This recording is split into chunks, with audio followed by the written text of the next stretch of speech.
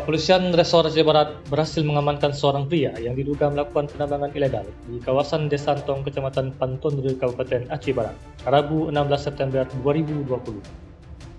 Pria dengan inisial IM 23 tahun, warga Kabupaten Pidi ini, diamankan bersama satu unit alat berat jenis ekskavator merek Komatsu PC200 dan sejumlah alat yang dipergunakan untuk menambang emas ilegal.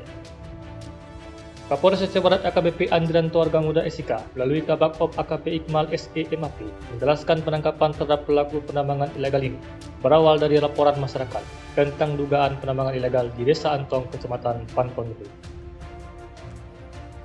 Baik, terima kasih. Jadi pada tanggal 11 September sekitar pukul 15.00 kita mendapat informasi dari masyarakat tentang adanya aktivitas penambangan liar di aliran Sungai Kerung Cahop Angkut Masjid Kampung Antung, Kecamatan Pantonru, Kabupaten Aceh Barat. Pelaku IM diduga melanggar pasal 158 Undang-Undang Republik Indonesia Nomor 3 Tahun 2020 tentang perubahan atas Undang-Undang Republik Indonesia Nomor 4 Tahun 2009 tentang pertambangan mineral dan batu bara. Adapun ancaman pidana yang akan dihadapi yakni ancaman pidana kurungan penjara paling lama 5 tahun dan denda paling banyak sebesar 10 miliar rupiah.